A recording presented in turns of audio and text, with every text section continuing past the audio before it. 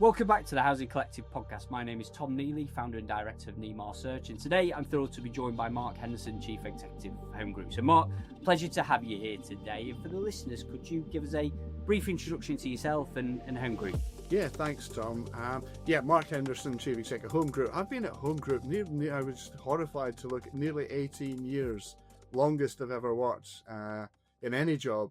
And it was the first time in social housing, and I think there's kind of no surprise. I speak to a lot of people, and once you find social housing, you just love it, don't you? It's just something.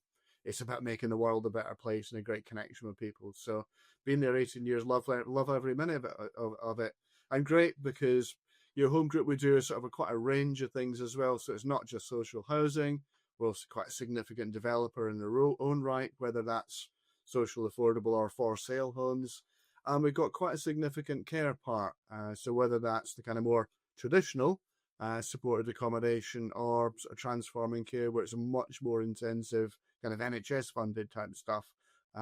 So it just adds variety, interest, stress, and complication, and governance and regulators to the mix as well. All good fun, though, isn't it? Never a dull day, I could imagine. Absolutely, Mark. Yeah. And just talking about kind of your career to start with, Mark, your career has spanned over 30 years in really interesting backgrounds. So regen, business support. You've also held chief executive roles in local authorities and regional development agencies. Even I kind of researched that you even ran your own business before joining Home Group. So how have those varied experiences shaped your leadership style at Home Group and the values that you also brought to Home Group back in 2008? Well, I guess because of all of that stuff, and not to forget, I was also an elected politician for a while as well. Probably not the best experience of my life, but by goodness, it just teaches you about how all different parts of society and community and the business environment all kind of work, and you just get exposed to all sorts of different experiences and different takes on why things work. So why do politicians work, and why do they want what they want? How does local government work? What's its expectation? So I think you get to see kind of demands, if you like, from different sets of eyes. So you get that perspective. I think that's really useful. The other thing, which is probably the most useful thing of all, is you just get to work with all sorts of different leaders. And the brilliant ones, you pick up and you think, if I'm ever a leader, I'm going to reinvent that and pretend it's my idea. And the complete idiots that you work for, and you think, and I've done a few of them too, the complete idiot, and you think, my God, if I'm ever actually a leader, I'm just never, ever going to do something as stupid or arrogant or naive as that. So I guess having worked in lots of different environments, you get lots of experiences and lots of takes on what life is about. And I think that just kind of brings out a sort of rounded or a more balanced view on how to be a leader in the job I'm in at the moment. Yeah, really interesting. And you took the role back in 2008, transitioning from one of the country's largest county councils into the sector. So going back to that stage, Mark, in your career, what motivated you to make that move? Because obviously you had a big chief exec role in its own right. So what motivated you to make that move? But I guess the secondary part to that, you mentioned right at the beginning, you've been there 18 years. So what keeps you energized every day to keep doing the role that you do? They're probably one and the same thing, actually. So the thing that really attracted me in the first place, and I'd really, by that stage, got to realize that the culture of an organization is really, really important. It's not the job title, it's not the salary, it's not the kind of organization it is, although that they're all important things, I guess. But it's the culture and the values of an organization, and do they genuinely believe it and mean it? Because I worked in a lot of places where, the values of an organization were pinned on the notice board on a bit of laminated card, and over the top was the local sandwich shop menu, and that was the priority for that organization. It just made it so bloody clear. And that wasn't the case at Home Group. And so I think two things really attracted me. One was the chair, who was absolutely focused on doing the right thing, morally and ethically, but also doing the right thing by customers, and really wanted to drive the organization forward on that. And I just thought that was fascinating, interesting, liberating, and something I could absolutely see with. And then there's just the job, the job that we do. I do say this, and I don't say it flippantly, but we make the world a better place in social housing. I think if we didn't have housing associations, my God, what a mess this country and society and community would be in. And that opportunity to drive on your way home, you can drive past something and think, we had something to do with that. You can meet people and they tell you the difference that you've made, whether that's to their family or their lives or their community or whatever. And it's genuine, or indeed what a complete mess you've made of something in their home. Both are equally useful and valuable. But just that real sense that you can see the difference that you've made, and people can tell you the difference you made. I don't tire of saying. Very early on, I was down in one of our regen estates down in London. I just cold called, knocking on the doors. It was a cracking regen that we did from a real sink council estate, transferred to us. We demolished, rebuilt, made a huge difference. And I knocked on somebody's door and they said, I wouldn't have been here if it wasn't for Home Group. And you kind of think, well, we built you a nice house and that's why you're here, isn't it? And that wasn't what they meant. They meant I wouldn't have been here if it wasn't for Home Group. Now, that's equally true of any other housing association who do that kind of thing. But it gave them hope, and it gave them security, and it gave them independence, and it just gave them something that made life as worth living. And for them, that's exactly what they needed at that time. And I think we must never forget as a sector, that's what we're here to do. Yeah, it's lovely, and completely get that from our work in the sector. It's that purpose-driven piece, which is so important, and you just don't lose that, do you? And rightfully so. And again, just on a point that you made, Mark, right at the beginning around your buy-in with the chair, where you took the role back in 2008. I guess we're seeing across the sector, there's a lot of first-time chief executives. So, what advice would you give to them around kind of that relationship with chair, and how do you get the most out of that relationship as well? Yeah, so I think the selection of a chair is really, really important. There's got to be, it's got to be the right balance. It's got to be challenge and support and belief and confidence and the same kind of values. I think if where I've seen it go wrong, perhaps a chair and a chief executive just don't quite there's not just that connection between the two. So, it's not about being best mates and going and playing golf or going drinking together. Absolutely not. But it's also not about some kind of confrontation either of, you feckless idiot, you've not done X or Y this year, and, well, it's not my fault. It mustn't be that kind of confrontation either. So actually putting some real effort with the board to recruit a chair, and vice versa for a chair to recruit a chief exec, whichever order that happens in. I think it's a really, really, really important time.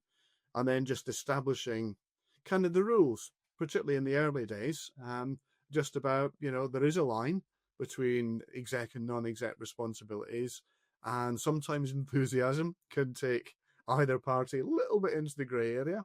Sometimes that's fine.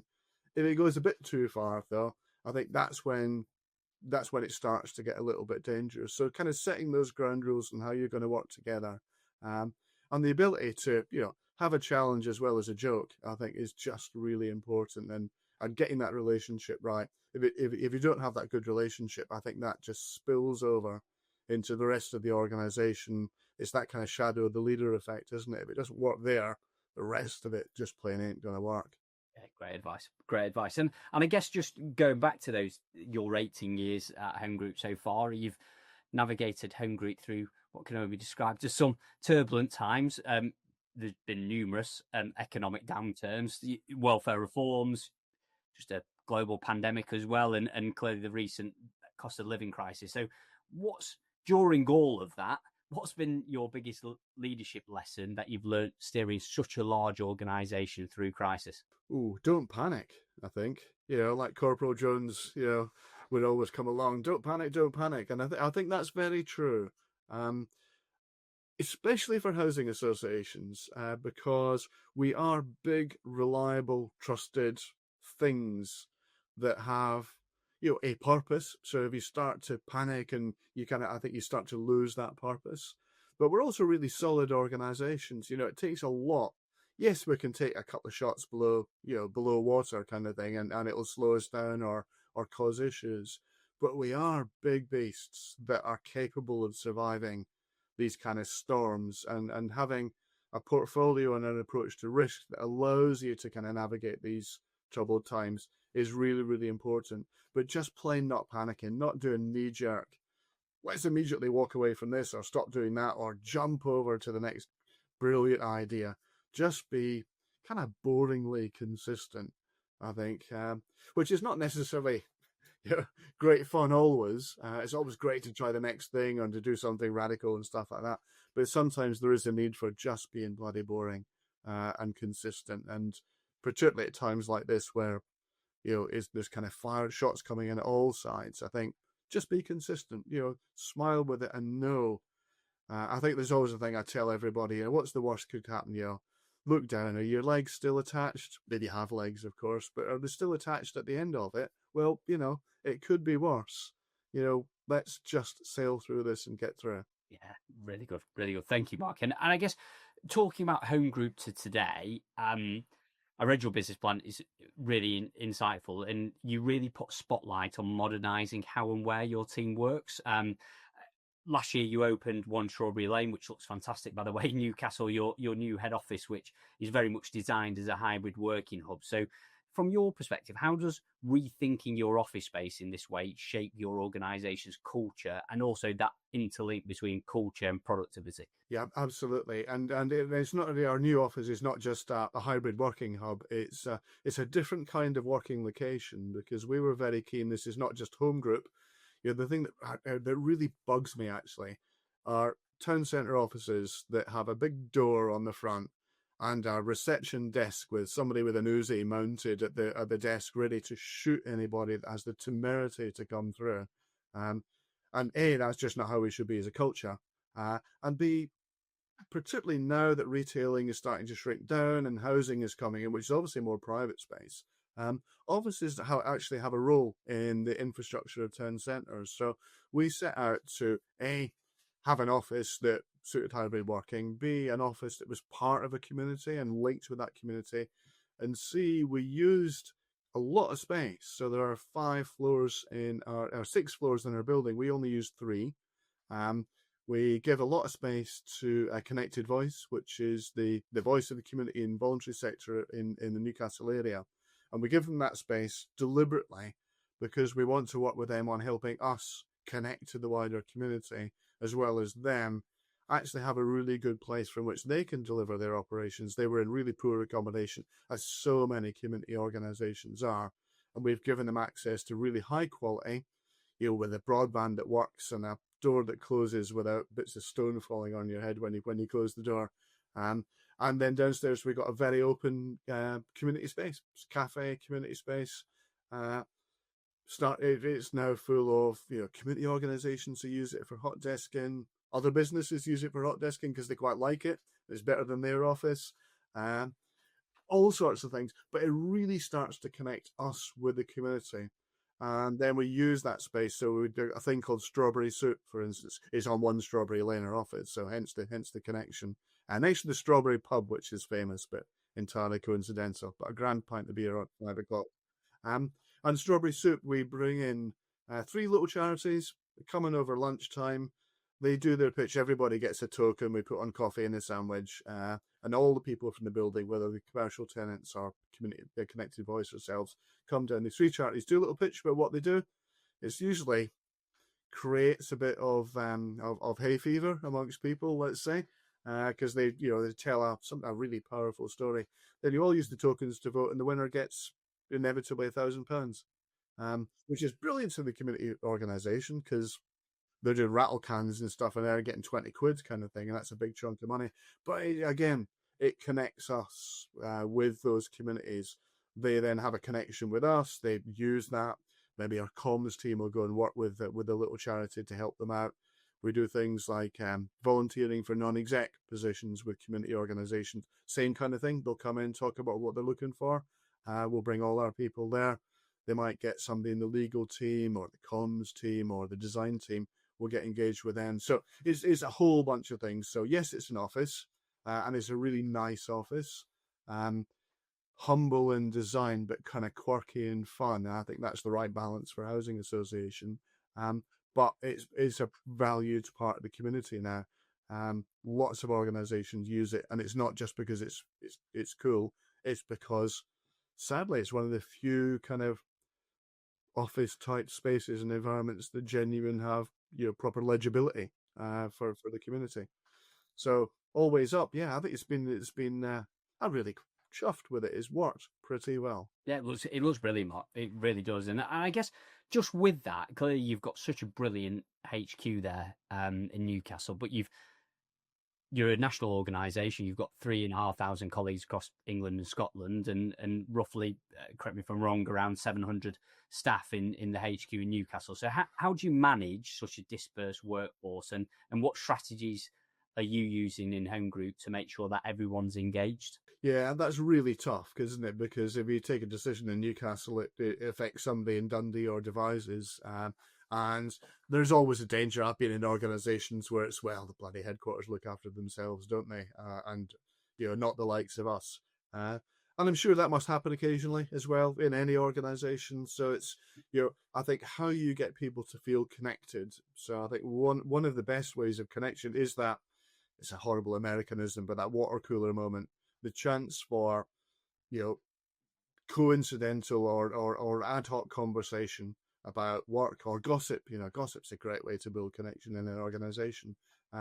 So how do you do that across this wide portfolio? So very early days, we try and bring people in to feel part of the family. So every single new starter at the Home Group within the first couple of months will come up to Strawberry Lane. We'll spend the day getting to know people. I'll tell them a little bit about my life and just waffle on for half an hour or so about how I ended up in that job. They'll meet various bits of the organisation. And in part, it's that kind of connection bit.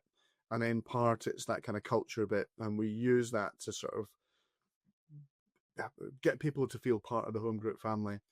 We reinforce it with things like we use Workplace. So, I really go sort of our version of Facebook. I think it's a derivative of Facebook. We use that across the organisation, both for work stuff, but for gossip stuff.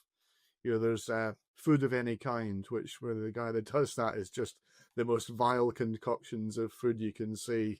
So, pizza with kebab and baked beans and a fried egg on top. Yeah, that was his breakfast yesterday, and he sends a picture in with it. But these things, I think, are just dead important for a business. Just, we're all people that might have different jobs and all that kind of stuff, but we're all people who, go to the football or go and see our grandkids or parents or something like that. It's all the same. So trying to make that feel just part of a family and using the resources that we have. We've got Living Our Values, which is about a cultural identity of the organisation and explaining to people why it is, why we've recruited them because they align with our values, how to actually live those values, and what that means on a day-to-day basis. So it's not just the fluffy-wuffy stuff, but living our values means genuine accountability, genuine performance, genuinely holding each other to account and not being overly nice and sort of turning a blind eye to something that's not being done right. Things like health and safety, there can be no blind eyes or turning away from. So just reinforcing that. And I think probably we're now at a point where we need to think a bit differently again, because I think these things have cycles of value, and it probably lasts five years perhaps. And you then need to rethink these things. So we're just reimagining that at the moment for the organisation, because life moves on, people move on, society moves on, perceptions change. We need to kind of keep on with that rather than whether it worked in 1927, so it's still okay now, which prevails too often, I think, in many workplaces. Yeah, definitely, particularly in our sector. There's no doubt about that, Mark. You talk about that 5-year cycle in your strategy. You also emphasise the real need and want, I guess, desire to develop your own people, of grow your own talent, as you call it. So, why is that so important for Home Group, and how does that translate into better outcomes for customers? Yeah, so we call it grow our own. Influenced by a bunch of things, actually. One was just looking at really successful organizations. There was a Brazilian kitchen equipment manufacturer, and it was kind of where I first got the idea for this from. So it's one of those things, you see something brilliant and you kind of reimagine it and pretend it's your own, don't you? But actually it wasn't mine. And they kind of ascribed a value for recruitment, which said, if you work for us, you already know 50% of the job, because You know the culture, you know the people, you know how we work, you know how things work. All those things actually, they're the hard to define bits of a job description. So they've got the cultural fit. Again, that's really hard to do on a CV. I mean, you'll know in your job, you know, a CV and a couple of interviews, you don't really get to understand culture, do you? But there, because you worked in the organization, then you already had 50% of any job.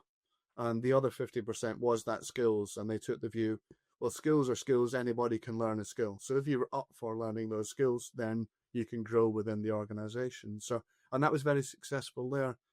And then I guess the other bit for me is, I mean, other than it just makes sense and why not, and it saves on recruitment costs. Sorry, Tom, but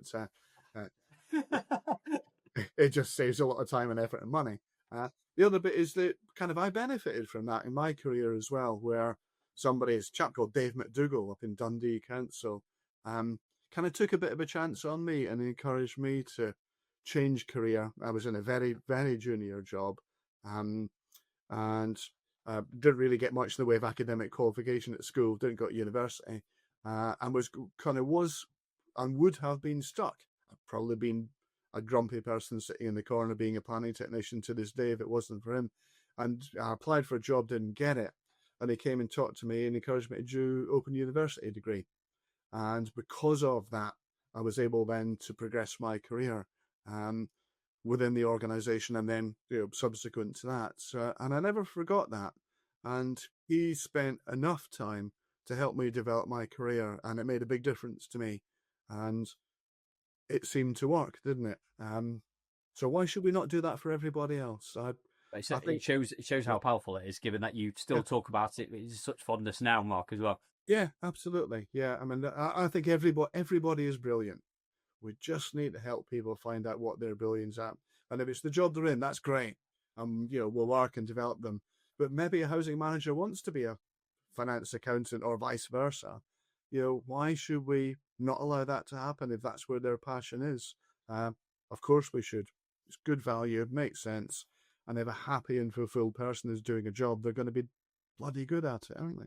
Yeah, of course you are. Of course you are, without a shadow. And obviously, going back to that values point, it then drives naturally the knock on effect to that for performance, because there's that emotional buy in as well, isn't there? Absolutely. Yeah. Yeah. And I guess if we take it now into, I'm keen to talk to you about the sector challenges, because there are quite a few, and also that the whole aspect around customer voice, which is so important in the sector now. The sector has undergone such a major shift towards stronger consumer regulation, which is completely right, and customer voice. And you were, interestingly, you were one of the first early adopters to the NatFed, together with Tenants Charter, and on average, you've been engaging with around 4,000 customers a year through panels, scrutiny activities, etc. So how are you still ensuring that customer voices are truly heard at the heart of Home Group's decisions, particularly given the size of the organisation? Yeah, I mean, again, that's a real challenge for the sector and for us as well. And again, I think it's back to that cycle. You know, is about continually refreshing, because I think it's pretty easy to have a standard group of, I don't know, 40 customers out of 130,000 who you're able to engage with. And it's quite easy. You can have lots of meetings. You can decide on stuff they can input. They know how to input. They've got the relationships and stuff. But it is only 40 people at the end of the day if that happens. So I think it's continually looking for ways to engage with people who don't want to engage. That's the challenge for us. The quiet ones, the people that never complain, because they might have something incredibly valuable to talk about. They might even have some real deep-seated complaints to make, but we're not engaging with them. So finding ways to engage with them, and that has to be in the non-traditional. You know, the days of a 6 o'clock evening meeting in the local library with the housing, you know, chief exec sitting behind the table and looking terribly important. I mean, that just plain doesn't work, and just sets up the confrontation. So looking for lots of different ways. So we try and do some interesting things here beyond the, we've got a couple of customers on our group board. We did a thing a few years ago, which we still run now, is we bring an entirely random customer into group board and they get half an hour on whatever they want. No coaching, no bringing your mates, no bringing somebody who's just going to kind of blow smoke up your behind for half an hour. And it's pretty bloody embarrassing, I can tell you sometimes, on the kind of litany of things that we just got wrong and right in front of the board. Um, but I think that keeps an organization on its toes, and it connects a board to what we do as well, because they just hear, yes, we might have a KPI for getting things done right and all the rest of it, but when somebody says when it went wrong, these are all the things that went wrong. Uh, Hearing that, I think, just drives that sense of what it's like. Um, all of that said, I think again we are on a new route. We've got a little working group with our senior independent on the board, who's also a customer. He's leading just a little group, task and finish group, to how do we genuinely hear, both on a compliance side, but also just on a hopes, dreams, aspirations side from our customer base, and what they're looking for from us as an organization. And how do we do that? How do the main board hear that? How do the executive and the organization hear that? Because again, I think we probably have fallen into a little bit of a rut, got a little bit too used to things, and we need to pep that up again and change it again. And we will continue to do that on this kind of revolving basis. Yeah, brilliant, brilliant. That's really insightful, particularly obviously that whole kind of customer side of things, bringing them into the boardroom and giving them a voice, which kind of, like you say, metrics can only say so much, can't it? At the end of the day, and P&Ls, budgets, etc. It's having that person in there, seeing the whites of their eyes, and like I say, sometimes not good things as well, which is kind of keeps an organisation authentic. Yeah, it's a bit of a spanking, to be honest, and and it doesn't. It feels deeply uncomfortable, because even if somebody says, "I want to come along and speak about a good thing," there's always the and then, and then yeah, oh no, here it comes, here it comes, yeah. And that's brilliant. fine. You can kind of joke about it afterwards, but it actually seriously is a really serious point. You get that unfettered, just this is what it's like. This is the mess you made of such and such. Even though you thought you were doing the right thing, for me as a customer, this is what it felt like. And that's just really useful insight. It's not. Yeah, no, I could imagine, and I guess on that as well, that there's been a real recent spotlight, and rightfully so across the UK, around damp and mould. You've been publicly said that, no, rightfully so, that kind of you've called it simply unacceptable for the sector, and no one should be living in those conditions, and rightfully so. With that being said, how is Home Group working to proactively identify and fix these types of issues before they then escalate to what they've become? And also, how have you learnt from some of those potential cases where you make sure that that doesn't happen again? Yeah, I mean this is a really really tricky area, particularly with older stock, I think, as well, because some of the things that you do see are just that space design of a home, which then becomes incredibly reliant on things like window vents, or kind of relatively low powered vents in powered vents in bathrooms and kitchens and things.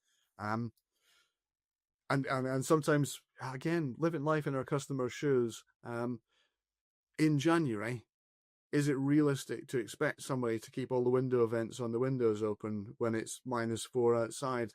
I mean, everyone takes them over, and it's very hard. Yes, of course you shouldn't, but can you blame somebody for doing it? So again, understanding what it's like for a customer is really, really important in providing solutions. And finding those kind of technological solutions is really, really important. I have to say, I mean, it is a genuine challenge.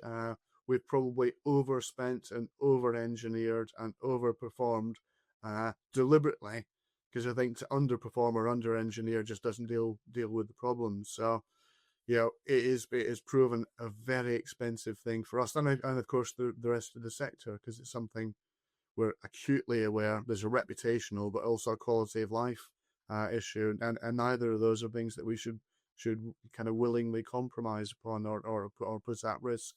I think it's an ongoing challenge. I think a bit like customer engagement, it's about finding the people that haven't complained, and why is that. So you can type a house, if you're getting damp and mold in a particular type of house, you can then project that across the rest of it.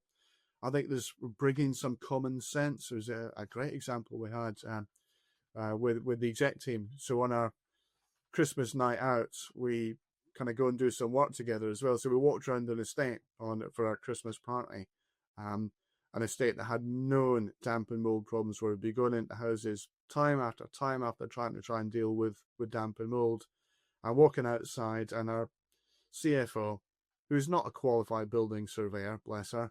But she does know what she's talking about, and she can count, which is obviously dead helpful for a CFO. Helpful in the job. Yeah, Yeah. more than 10 as well, which is great.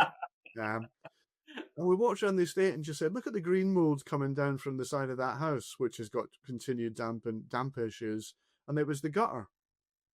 You know, it was a 5-story building. The gutter was overflowing. The downpipe was blocked, and the water was pouring on the outside of the building. Um, and getting that message about common sense. If you're going back 2 or 3 times for damp and mold, why is it damp and mold? It's not a lifestyle thing.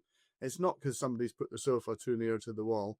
Go and have a proper, sensible look and learn from the whole environment of it, and look at the not just the inside of the issue, but from the outside and what potentially is causing that. So getting housing managers involved in doing that, questioning repeat visits, questioning when we get damp and mold, why is that the case, etc. It's an ongoing thing, and a real challenge, and a really, really expensive challenge for the sector, I think, to deal with all of those things on an ongoing basis. It's really interesting. And given that, clearly trust with residents is such a huge theme across the UK. So from your perspective, Mark, do you think there's any sector-wide changes or even collaborations you believe are needed so that housing associations can improve customer service, accountability as a collective unit as well? Yeah, I mean, I think probably 2 things there. One is I just think as a sector we've not established a brand. I think if you were to ask a group of people what does social housing mean, or what do housing associations do, I think you get a really huge, wide variety of responses. And sometimes, and we don't help ourselves on this, sometimes we all say, well, you can't have a brand, we're all unique. Yeah, well, really? Yeah, we look after houses, roof, walls, door, people. How unique is that? How interdependently unique is that? So we don't help ourselves. But having a brand of what we do, what we're about, how we work, and equally what we don't do, I think is really, really important. And getting that brand, I think, hugely important. But then just a series of collaborations, I think, it used to drive me crazy in local government as well. And it's the same. If you're driving down a street and you see 4 different housing association vans on the same street, probably dealing with the same bloody issue. I mean, just good God. I mean, that is crazy with the technology that we've got now. There is no reason why Home Group shouldn't have a collaboration with Fulchester Council where we can agree, we'll do all the houses on that street, you do all the houses on the other street, we'll collaborate, we'll share specifications, we'll serve an adherence to quality management and all that kind of stuff. But the savings, as well as the improvement in service, I think is just exponentially high. And we really, really, really, as a sector, need to be doing this on so many levels. I think the good bit I see now, as kind of the old git that's coming to the end now, is that it's now starting to happen. I think kind of 15 years ago, there was maybe just a little bit of chief exec ego in it of, we're different to you, we're better than you, or something, whatever, I don't know. But that collaboration didn't quite work. Now with I suppose the environment and the challenges that we have, as well as, a change in the sort of chief exec and leadership of housing associations, that is now starting to come through, which I think, thank God, I think we genuinely can use that to improve things. Yeah, definitely. And I guess looking ahead then, Mark, how would you define success for housing associations in the next 5 to 10 years? That we're here, that would do. And we're here because we are delivering a recognisably valued service that, whether you're Prime Minister, council leader, village shopkeeper or resident, you can say, housing associations are really important, because they provide, quality homes that are a higher standard, or to a high standard for people that can't otherwise afford them. And we need them in our community. I think there's that kind of slightly nebulous assessment of us. That's the bit that I think is a measure of success. No, brilliant. Mark, I've thoroughly enjoyed this conversation, so thanks ever so much for joining us. Before I let you go, I do have some quick fire leadership questions for you. So, as I always say to the guests, no pressure. So what would you say has been the most valuable leadership lesson you learned during your career? Always recruit better people than yourself. What advice would you give to an aspiring housing leader? Be yourself and don't change. I think sometimes there's a pressure, as you go through climb up the greasy pole, as it were, there's a sort of an expectation that you, I don't know, start talking a different language of kind of management bollocks kind of thing. Don't do that. You're recruited and you're promoted because of who you are. Be yourself, because that's good enough. Brilliant. And in your view, what do you think are the key leadership qualities required in today's housing sector? I think key quality in any sector actually is just authenticity, and a connection with what you do. I think if you have that passion, that is important, because it's bloody hard in social housing at the moment. There's lots of things that could really derail us or just make life difficult. So a passion, that kind of beatingness and beating your heart has got to be about social housing. That and authenticity, I think they're the two things we all need. Yeah, brilliant. And final question, any leadership book recommendation you give to the listeners? Well, I'll cheat and say two. So one, I talked earlier about the Brazilian kitchenware company, and the chief executive that wrote a book called Maverick by a guy called Ricardo Semler. I just really opened my eyes to just a more maverick way and not a bad way of leadership. And then just to ground you, Dilbert. I think if you look at a comic strip in Dilbert and think, God, I did that, that's quite a helpful prod. Stop doing it pretty bloody quickly. Brilliant. I wasn't really intrigued, Mark, about how you found out about the Brazil obviously kitchen. I was thinking, I wonder where that's come from. So that's brilliant. Thank you, Mark. And on behalf of everyone who listens to this podcast, a huge thank you for joining us on the Housing Collective podcast. I look forward to seeing you soon. You're welcome, Tom. Good to speak to you.